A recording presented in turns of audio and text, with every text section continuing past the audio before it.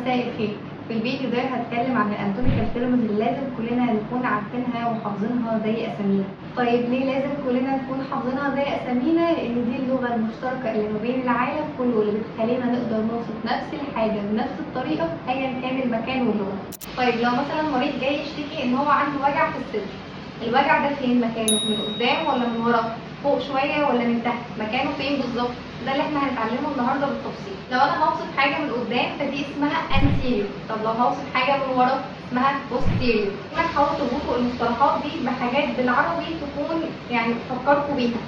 posterior انا ببص على حاجه ورايا فده posterior يعني من ورا. anterior من قدام. طيب anterior بتساوي كلمه ثانيه اسمها ventral برضو يعني من قدام. يبقى انا عندي كده كلمتين لنفس المعنى.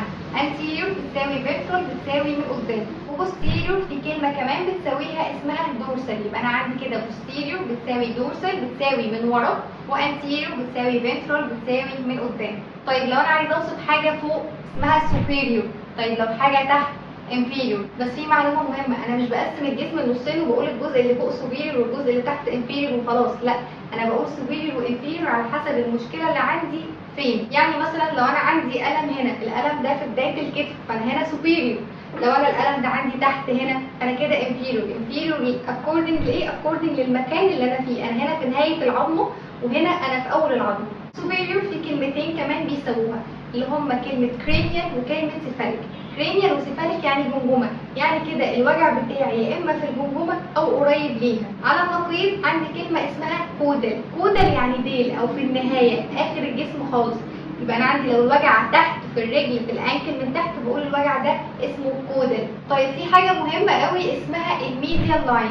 الميديال لاين ده خط وهمي بيقسم الجسم كله لنصين متساويين. ده خط وهمي بستخدمه علشان اوصف الالم هو قريب من نص الجسم ولا بعيد في اطراف الجسم. يعني لو انا عندي مثلا البيشنت بيشتكي ان هو عنده الم هنا فانا كده قريبه من الميديال لاين، فانا كده نقطه البين دي ميديال. طيب لو البين هنا فالنقطه دي بعيده عن الميديال لاين فكده هي لاترال. طيب لو البيشنت بيشتكي ان هو عنده وجع في دراعه من جوه ده ميديال، ده الميديال بتاع الدراع الناحيه اللي من جوه، انا كده عندي البين ميديال. طيب لو المشكله بره فده لاترال. ونفس النظام للرجل من تحت، لو البيشنت بيشتكي ان هو عنده مشكله هنا جوه رجليه فده كده ميديال، انا قريبه من الميديال لاين وده من جوه الطرف بتاعه، ده الناحيه الميديال بتاعته، من بره يبقى لاترال. طيب ناخد مثال على اللي احنا قلناه.